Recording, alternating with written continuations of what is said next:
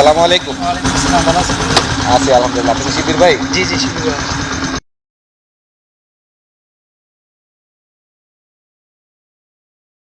আপনারা কি এখান থেকে দেশি মুরগির বাচ্চা বিক্রি করেন? জি, জি, আমরা আমাদের নিজস্ব ইনকিউবেটরের মাধ্যমে আমরা বাচ্চা সেল দিয়ে থাকি আরকি, বিক্রি করে থাকি। আচ্ছা, তো আমরা যেতে যেতে একটু কথা বলি। জি ভাইজান, আসেন। আমরা সব জায়গায় দেই, তবে আমাদের নরসিংদী আশপাশে একটু বেশি যাওয়া হয় আরকি, আমাদের এরিয়ায় একটু বেশি দেওয়া হয়। তো এখন তো লকডাউন, এই জন্য আরকি দূর দূরান্ত থেকে একটু বাচ্চা কম যাচ্ছে আরকি। আসসালামু আলাইকুম। করব খামার গর্ব দেশ, এ হলো আমাদের বাংলাদেশ। আমরা নিজেরা হাঁস পালন করব বা মুরগি পালন করব অথবা গরু ছাগল যাই পালন করি না কেন, আমরা নিজেরা পালন করব এবং অন্যকে উৎসাহিত করব। এইভাবে আমরা নিজেরা স্বাবলম্বী হব এবং দেশকেও স্বাবলম্বী হিসেবে গড়ে তুলব। এই প্রত্যাশা নিয়ে আজকে যেখানেই আছি, সেই অবস্থানটি হচ্ছে আমি নরসিংদী জেলার রায়পুরা থানায় অবস্থান করছি। সেখানে আমি একটি দেশি মুরগির বাচ্চা বিক্রি করা হয় এবং এখান থেকে খাকি ক্যাম্বেলের বাচ্চা বিক্রি করা হচ্ছে, এরকম একটি প্রতিবেদন নিয়ে আপনাদের সামনে হাজির হব। ওনারা কীভাবে বাচ্চা ফুটান এবং এখানে কীভাবে তারা ডিম সংগ্রহ করেন, কোথা থেকে, এবং তারা কতদিন যাবত শুরু করেছেন, সেই জিনিসটি আজকে আপনাদেরকে জানাবো। আজকের প্রতিবেদনের মূল বিষয় হচ্ছে মাদ্রাসার ছাত্র হয়েও লেখাপড়ার পাশাপাশি উনি যে দেশি মুরগির বাচ্চা বিক্রি করছেন, সেই জিনিসটা আপনাদের সামনে তুলে ধরার চেষ্টা করবো। আর এই তথ্যগুলো উপস্থাপন করার জন্য সাথে থাকবো আমি মোহাম্মদ রানা হামিদ। এখনো পর্যন্ত যারা কৃষি প্রতিদিনকে সাবস্ক্রাইব করেননি, তারা নিচে থাকা সাবস্ক্রাইব বাটনে ক্লিক করুন এবং পাশে থাকা বেল বাটনটি বাজিয়ে দিন।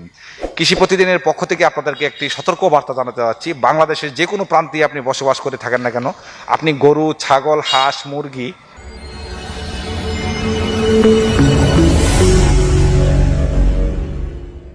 আপনি সর্বপ্রথম এখান থেকে বাচ্চা ফুটানো বা হাঁস পালন, মুরগি পালন কিভাবে শুরু করলেন? আসসালামু আলাইকুম, আমার নাম শিববীর। আমি এমনি মাদ্রাসায় পড়াশোনা করি। কোথায়? এটা হলো ঢাকা যাত্রাবাড়ি।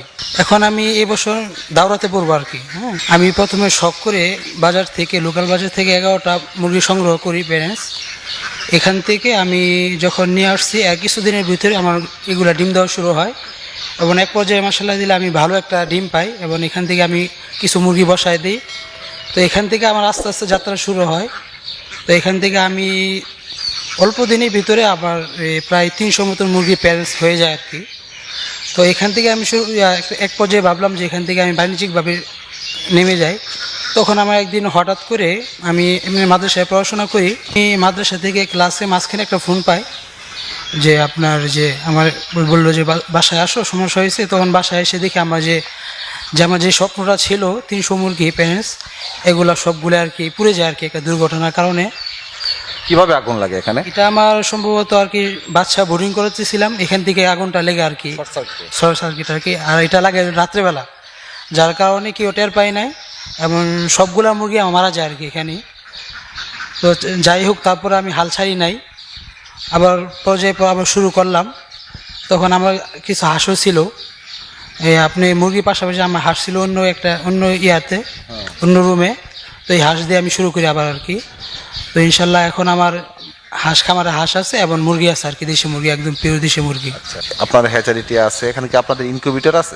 জি, জি, আমাদের নিজস্ব ইনকিউবেটর, 5,000 ক্যাপাসিটি ইনকিউবেটর আছে। তো এর মাধ্যমে আমরা বাচ্চা উৎপাদন করতেছি। তো বাচ্চা উৎপাদন করতেছেন, বাচ্চাগুলি কোথায় বিক্রি করেন আপনি? এটা আমাদের বুকিং দেওয়া থাকে আর কি। হ্যাঁ, আপনার বিভিন্ন জেলা থেকে আমাদেরকে বুকিং দিয়ে রাখে, তখন সেই হিসাবে আমরা বাচ্চা ডেলিভারি দিয়ে থাকি আর কি।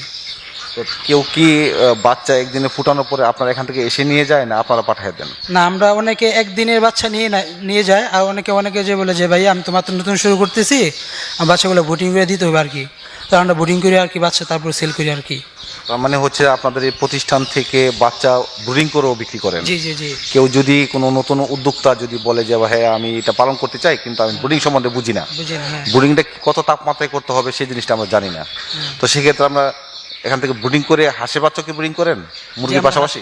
কেউ যদি বলে যে হাঁসের বাচ্চা বোর্ডিং করে দিতে, আমরা হাঁসের বাচ্চা বোর্ডিং করে দিব। আর যদি এমনি বোর্ডিং করে দিই বলো, তো আর কি দেশি মুরগির বাচ্চাটাই নেয় আর কি বোর্ডিং করে। হাঁসের বাচ্চাটাই পর্যন্ত আমাদের কখনো ডেলিভারি আসে না আর কি, যে বোর্ডিং করে নেওয়ার জন্য। এমনি আমাদের যে একদিনে বাচ্চা শুধু নিয়ে গেছে, জি নিয়ে যায়। তারপরে এমনি আমাদের যে বাচ্চাগুলো থাকে, তখন হয়তো 1 মাস 2 মাসের বাচ্চাগুলো আমাদের কাছ থেকে নেয় আর কি। আপনারা এখান থেকে যে দেশি মুরগির বাচ্চা ফুটান, এখান থেকে ডিমগুলি আপনি পান কোথায়? এটা আমাদের যে প্যারেন্টস আছে, তো আমাদের প্যারেন্টস থেকে আমরা ডিম কার্ড সংগ্রহ করে আমরা নিজস্ব ইনকিউবেটর বাচ্চা ফোটাই। এবং যদি কখন আমাদের মানে অর্ডারটা বেশি চলে আসে, মানে বাচ্চার চাহিদা বেশি হয়, বাচ্চা চাহিদা চলে আসে, যখন অনেকে জায়গা দেওয়া যায় 1000 2000 বাচ্চা নেয় বা 500, তখন আমরা এটা বাইরে থেকে যে কিছু ডিম কালেক্ট করি। এবং এটা আপনার একদম প্রাকৃতিক অবস্থায় লালন পালন হয় আর কি। আমরা নিজেরা গিয়ে দেখে তারপর ডিম নিয়ে আসি আর কি। জি জি। তো ওই ডিম থেকে আপনার যে ইনকিউবেটরটা আছে সেই ইনকিউবেটরের মধ্যে যেভাবে আপনারা বাচ্চা ফুটাচ্ছেন, কতদিন সময় লাগে? আপনার ইনকিউবেটর কোনটাতে কতদিনে করে রাখেন? আমরা হ্যাচারে আপনার ইনকিউবেটর প্রথম আমরা 21 দিন একটা মেশিন ডিম দেশি মুরগি ডিম আমরা 21 দিন লাগে সাধারণত। তো আমরা 20 দিন একটা মেশিনে রাখি, আর একটাতে আমরা 2 দিন রাখি আর কি। মানে 22-23 দিনে কি আমরা বাচ্চা ফুটে যায়? আমরা একটা দিন বেশি রাখি যাতে তার নাভিটা ভালো করে শুকায় আর কি। আমাদের কারেন্ট খরচ বেশি যায়, তারপর আমরা চেষ্টা করি মানে কাস্টমারকে ভালো একটা বাচ্চা দেওয়ার জন্য আর কি। একদিন বেশি রাখলে আপনার নাভিটা ভালো করে শুকায় আর কি, এর জন্য আমরা একটা দিন বেশি রাখি মেশিনের ভিতরে আর কি। আচ্ছা, আপনার দর্শক বন্ধুরা, আমরা যে কথাটুকু আমরা এই হ্যাচারির মালিকের কাছ থেকে শুনলাম, সেটা আমি একটু আপনাদের কাছে বলি। কোনো হ্যাচারির মালিক কিন্তু কখনো কোনো খামারিকে বা নতুন উদ্যোক্তাকে কখনো খারাপ বাচ্চা দিতে চান না। যেটা উনি একটু আগে বললেন যে একদিন একটু বেশি রাখি যাতে নাভিটা তাড়াতাড়ি শুকিয়ে যায়।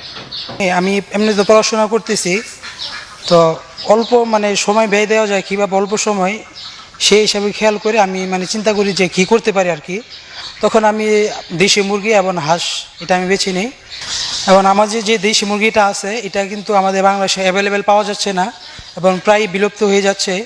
এই জন্য দেশি মুরগিটা একদম মানে সময় না দিলেও চলে, সেজন্য আমার বেছে নেওয়া আর কি। তো এখন আমাদের এখানে আপনার দেশি মুরগির বাচ্চা এবং হাঁসের বাচ্চা, এবং আমাদের নরসিংদী আশেপাশে যে নারায়ণগঞ্জ, তারপর এই যে আপনার ময়মনসিংহ আশেপাশে যে এলাকাগুলো আছে, এখান থেকে প্রায় আমাদের কাছে বাচ্চা নিচ্ছে। এবং আপনারা যারা বাচ্চা নিতে চান তারা আমাদের সাথে যোগাযোগ করতে পারেন। আমাদের ঠিকানা হচ্ছে হাসান মিদা পোল্ট্রি, করিমগঞ্জ মিদাবাড়ি, হাসনাবাদ, রায়পুরা, নরসিংদী। মোবাইল হচ্ছে 01934957969। এটা তো আমাদের সাথে আছে। এবং এছাড়াও আমাদের পুরা বাংলাদেশ থেকে আপনারা যারা যে কোনো প্রান্তে থেকে আপনার যে কোনো খামার থেকে হাঁস এবং দেশি মুরগি ক্রয় করে থাকুন না কেন, যে কোনো সমস্যা যদি পড়েন তাহলে আমাদের নাম্বারে ফোন করে ইনশাল্লাহ আমরা পরামর্শ দিব। যে কোনো পরামর্শের জন্য আমাদের সাথে যোগাযোগ করতে পারেন ইনশাল্লাহ। আজকের প্রতিবেদনের মধ্যে এই যে একজন মাদ্রাসার স্টুডেন্ট যিনি হাফেজ হয়ে গেছেন, তারপরও লেখাপড়া চালিয়ে যাচ্ছেন, এরকম একজন স্টুডেন্ট সে লেখাপড়ার পাশাপাশি একটি খামার স্থাপন করেছেন। এখান থেকে তার কিছু দুর্দশা তার উপর দিয়ে চলে গেছে, তারপরেও সে কিন্তু হাল ছাড়েনি। এই পর্যন্ত তারা ঠিকই আছে। পর্যায়ক্রমে আস্তে আস্তে আল্লাহ রাব্বুল আলামিন তাকে একটি হ্যাচারির মালিক বানিয়েছেন, যেখান থেকে ওনারা এখান থেকে দেশি মুরগির বাচ্চা বিক্রি করছেন, পাশাপাশি খাকি ক্যাম্বেলের বাচ্চাও তারা এখান থেকে সেল করে আসছেন। আপনাদের যাদের অরিজিনাল দেশি মুরগির বাচ্চা প্রয়োজন, আমি নিচে ডিসক্রিপশন বক্সে ওনার নাম্বার দিয়ে দিব। পাশাপাশি মোবাইল স্ক্রিনেও ওনার নাম, ঠিকানা এবং মোবাইল নাম্বারগুলো পেয়ে যাবেন। সেখান থেকে নাম্বার নিয়ে আপনারা তাদের সাথে যোগাযোগ করতে পারেন। পাশাপাশি এই নতুন উদ্যোক্তা যারা আছেন, যারা এই সম্বন্ধে জানেন না, বুঝেন না, এখানে আসলে কিন্তু তাদের কাছ থেকে বিভিন্ন ধরনের পরামর্শও পেয়ে যাবেন। কখন ভ্যাকসিন দিতে হবে, কখন কোন ওষুধটি খাওয়াতে হবে, হাঁসের ঠান্ডা লাগলে কোন ওষুধ খাওয়াতে হবে, এই ধরনের সকল তথ্য এখান থেকে পেয়ে যাবেন। তাহলে আজকে এই পর্যন্তই রাখছি। পরবর্তীতে আবার নতুন কোনো প্রতিবেদন আপনাদের সামনে নিয়ে হাজির হব। সেই প্রতিবেদনগুলি দেখার আমন্ত্রণ জানিয়ে আজকে আপনার কাছে বিদায় নিলেও একবার এই বিদায় নিচ্ছি না। পরবর্তীতে কোনো না কোনো প্রতিবেদন আবার আপনাদের সাথে দেখা হবে। সেই পর্যন্ত আপনারা ভালো থাকুন, সুস্থ থাকুন। আল্লাহ হাফেজ।